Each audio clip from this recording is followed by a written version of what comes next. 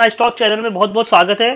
तो दोस्तों, आज मैं वीडियो बनाया हूं, उसमें आपको कवर करने वाला हूं कुछ आईपीओ के लेके, और जो 2021 में सबसे पहला आईपीओ होगा और उसमें क्या हमको क्या प्रीमियम, ग्रे मार्केट प्रीमियम क्या होगा, उसका शेयर प्राइस क्या होगा, क्या हमें उसमें लिस्टिंग गेन मिल सकती है, क्या हमें उसमें अप्लाई करना चाहिए, वो सब मैं कुछ न्यूज और कुछ बैलेंस शीट और कुछ प्रोडक्ट को देख के उसके उसके काम और उसके वर्किंग प्रिंसिपल को देख के मैं आपको ये बताना चाहूंगा कि क्या हमें इसमें इस आईपीओ के लिए अप्लाई करना है या नहीं। तो मैं सबसे पहले इस आईपीओ के आपको बता दूं, तो आईपीओ किसका आने वाला है। तो जो ये आईपीओ आने वाला है मैं आपको बता दूं, वो एक इंडियन रेलवे के कंस्ट्रक्शन लाइन से फाइनेंस करने वाली कंपनी है जिसका नाम है आईआरएफसी। आईआरएफसी का आईपीओ होना है इंडियन रेलवे फाइनेंस कॉर्पोरेशन। ये first IPO of the new year 2021, मतलब 2021 का ये पहला आईपीओ है जिसकी ओपनिंग होने वाली है। तो मैं आपको बता दूं उसका डेट क्या है, 18 जनवरी, सॉरी 18 जनवरी का डेट है। और उसका प्राइस बैंड क्या होगा, ग्रे मार्केट प्रीमियम क्या होगा, वो हम लोग थोड़ा अच्छे डिटेल में देख लेते हैं नीचे। तो आपको बता दूं टोटल इसका इक्विटी शेयर का प्राइस है टोटल मैं थोड़ा नीचे आके अच्छे से आपको बताता हूँ। तो आप देख सकते हो यहाँ पे टोटल इन लोग का जो भी इन लोग ने आईपीओ ला रहा है उसका टोटल प्राइस है 4,634 करोड़ का आईपीओ है। तो और इसमें से कितने अभी अभी ये हम लोग को मिलेंगे और कितने मतलब कितने आईपीओ आईपीओ में इशू होंगे और कितने इक्विटी शेयर वो हमारे ओएफएस के थ्रू लाएंगे, वो भी हम लोग डिस्कस कर लेंगे।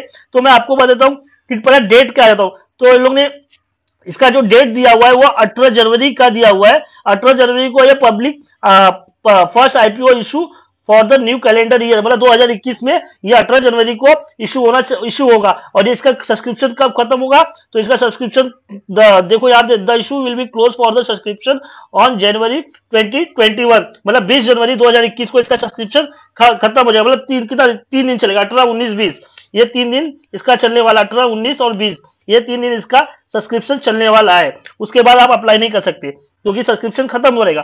तो उसमें से मैं बता दूं कितना आईपीओ आपको इस आईपीओ के थ्रू आने वाला है और कितना ओएफएस के थ्रू वाला है और टोटल कितना है।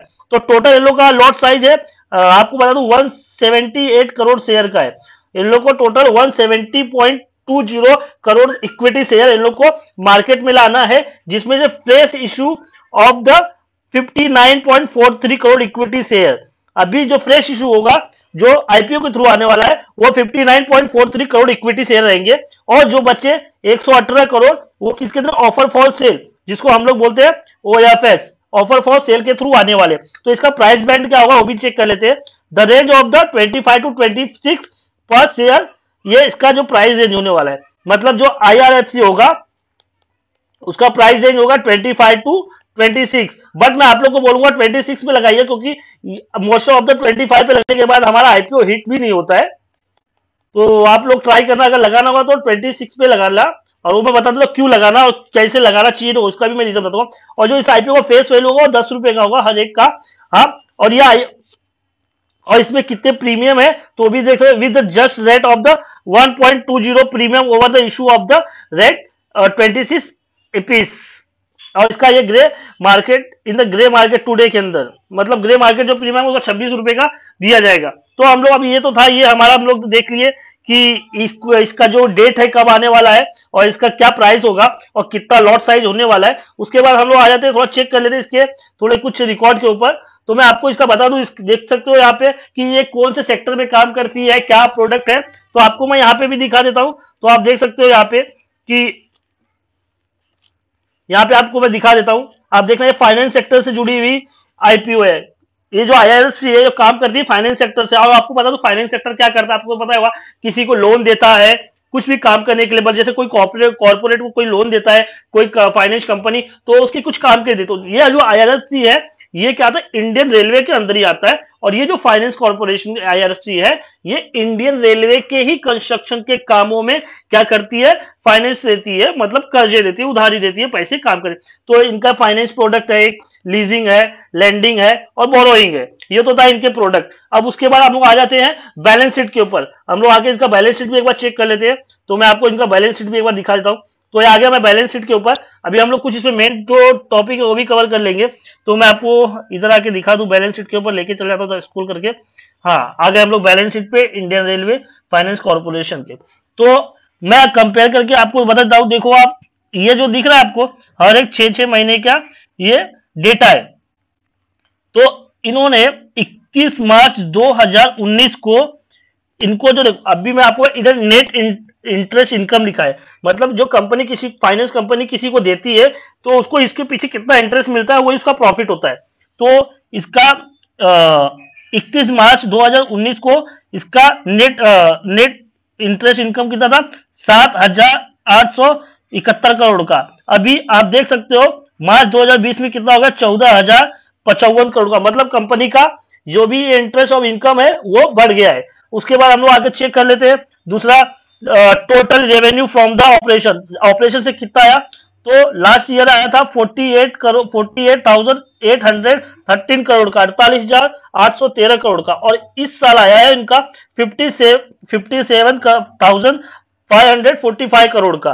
तो ये टोटल रेवेन्यू फ्रॉम ऑपरेशन भी हमको बढ़ते हुए दिख रहा है, ये गुड, चलो अच्छी बात है। उसके बाद हम लोग प्रॉफिट देख लेते हैं। देख सकते हो profit before tax, profit before tax last year कितना था, तो 14,944 करोड़ का। और इस साल है 19,446। मतलब हम लोग को नेट प्रॉफिट में भी जंप देखने को मिल रहा है बिफोर टैक्स। उसके बाद टोटल एक्सपेंस कितना हुआ वो भी देख लेते हैं, ये टोटल एक्सपेंस देख लेते हैं। तो इस मार्च में महीने ज्यादा कुछ इन लोगों ने किसको, कोई आपको तो पता हुआ पेंडेमिक में काम ज्यादा चल नहीं रहा था, सब रेलवे बंद थे, तो इन्होंने किधर कोई फाइनेंशियल अप्रूवल नहीं दिया होगा, किसी को लोन नहीं दिया होगा, तो इसमें इसलिए नहीं दिखा रहा है। तो उसके बाद आ सकते हैं हम लोग चेक कर लेते हैं profit for the period of the continuing operation जो है। तो लास्ट ईयर कितना था, 11,561 करोड़ का। और इस साल है 19,446 करोड़ का। तो इसमें भी हम लोग को जंप देखने को मिल रही है।